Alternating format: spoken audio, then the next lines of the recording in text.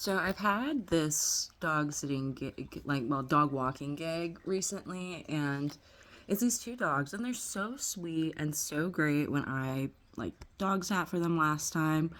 But this time is walking, and for how sweet they are off leash, they are just as energetic on leash.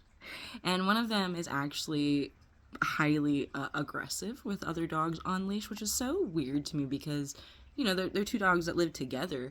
And so I don't think of those kinds of dogs as having poor social skills with other dogs when they have like a dog sibling.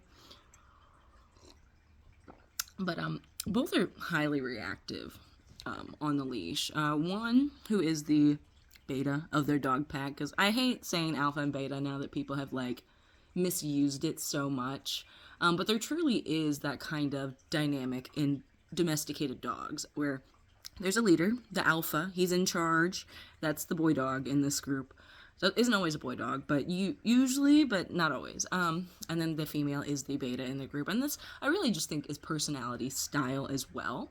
The girl dog loves to be loyal and obedient and go second and provide that kind of backup, maybe like almost omega energy, But the alpha one, I didn't realize just how aggressive on leash he was gonna be because I took the female first, and which is probably messing up their dynamic now that I think about it. But I walked the female first, and she was reactive to other dogs and people on leash, but I was able to, tell her easy, settle.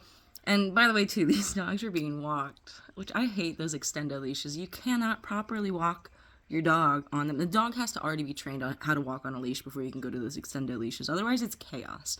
So I've been using a regular leash with the two handles, doing crossbody holding. And so the female dog, she barked, and was reactive, but she was not aggressive on leash. And so I go to take the male the first time, and I was like, oh, he'll be fine. I'll just hold him tight when we walk past other dogs. We might sit, settle, be easy, whatever, and then resume heel and walk. I was so wrong. I was very wrong. I should have listened more closely to the owners when they said, yeah, we just turn around when other dogs come by. In the 10 seconds it took the person and their dog to walk by, the male dog, while I was holding him tight, he pulled with literally all his strength, and he's a very strong dog, and was trying to lunge at them. And when I was holding him back, then he would turn and try to bite my hand for holding him back, and then lunge at them again. And it was back and forth 10 times in 10 seconds, right? It was very quick. It all happened so fast. And he was just hyped up. He gets hyped up every time he sees another person or dog on our walks, right?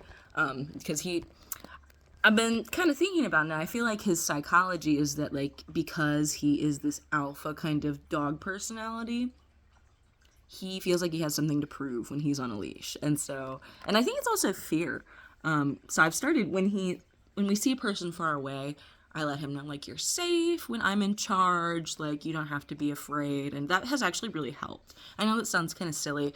I know a lot of people feel like their dogs don't understand them, but I really think dogs understand. Even if they don't speak English or whatever human language you speak, they speak that energy. And so when you say something with your words, it's the energy behind it that they understand, right? And so as I am calming and comforting him, he understands that. But it's just been so interesting seeing how quickly they have grown with the proper training for walking on a leash. And I feel like not a lot of people really understand how to do that. But the thing is, I know that for a lot of people, they don't want to properly train their dogs to walk on a leash because it is so much hard work in the beginning. But I'm telling you, after only 4 walk sessions, they have both improved significantly. So that's 2 hours of walking. That's nothing to improve so drastically. And it really pays off in the long run. And I just kind of wanted to talk about that because I think there's a lot of things in life that will be very hard in the beginning, but pay off in the long run. And it's usually worth it.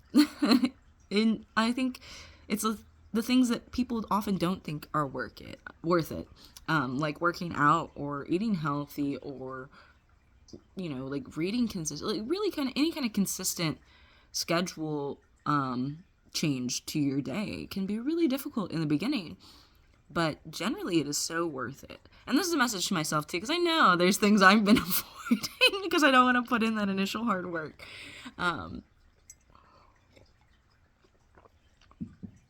I think it's human to want to take the path of least energy and least resistance, But the truth is, if we have that wisdom to understand that extra work in the beginning means less work throughout the rest of the time, we would realize that that actually is the path of least resistance and least energy. It just doesn't feel like it in the right now. But humans have the amazing capability of foresight and thinking about what will happen in the future, or knowing, what happens in the future in a way. Not like psychic future reading, but, we know that if I practice violin 20 minutes every day, after 10 years, I'm going to be pretty good, barring any kind of accident where you lose a hand or something. But I really have seen it just so quickly with these dogs and walking them. It was not easy the first time at all. I honestly, after he tried to bite me, I had to contact the owners and let them know, I was thinking about saying no to this job.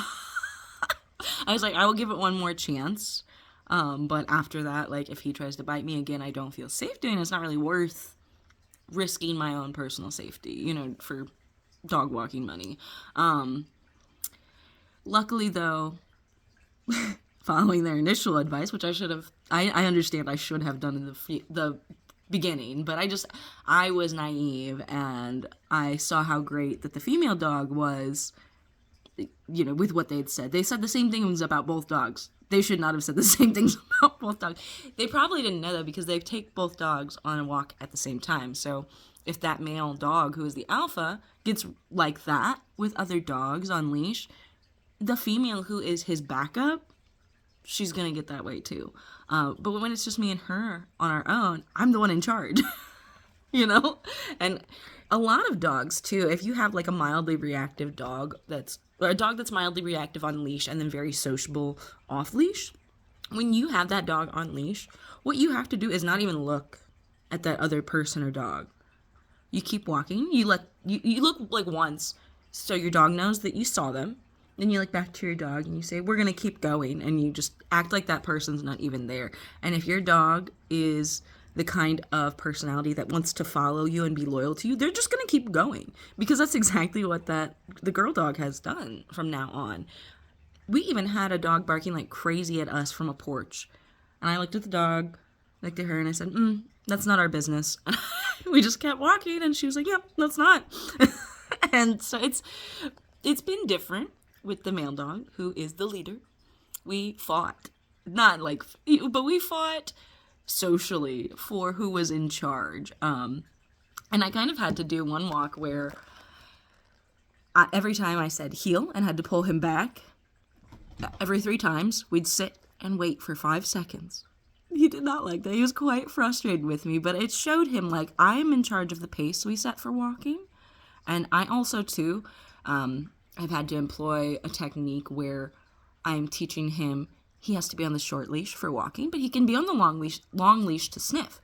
So I say, would you like to sniff? And I let the leash a little bit longer, because it's the regular 2-handle fabric leash. But eventually that will carry over if they want to switch back to the extendo leashes. But so I let him sniff to his heart's content, and then I'm when he is going he wants to walk on, I say, are we ready to continue walking? We're going to get back on the short leash. And he knows it. He's so smart. And he prefers the left side too. He will not walk the same if he's on my right side. I don't know what the psychology is there for dogs, but he really could and was capable of doing everything I wanted him to do, and knew what I wanted him to do for the most part, but did not want to do it. And so it has taken to extra praise when he is doing the correct thing, and extra time sniffing as his reward for doing well. And then I also am giving treats to treat training. Don't overrate treat training because so many dogs are highly motivated by treats. Heck, my cat is even motivated by treats. That's how I got him to walk on a leash. But yeah, animal training, I feel like, even though I am not technically a certified animal trainer, I have done a lot of casual dog training. I've trained my cats, but that's not, I don't really count that. I've done some dog training though with other people's dogs and stuff, and I think the most important thing about dog training is going to be understanding the dog's personality and figuring out what works for them. It's kind of like trying to teach children. Like, if you have a kid that doesn't like the word no, you got to find something else for them, like redirection or something like that. Really just learning who you're trying to teach, learning who they are, whether they are dog or person, and working with where they're at. It makes for the most cohesive and effective kind of training methods. But yeah, I just wanted to come on here and rant a bit about it because I can. Alright. I hope everyone has a good day. I will talk to you later. Bye.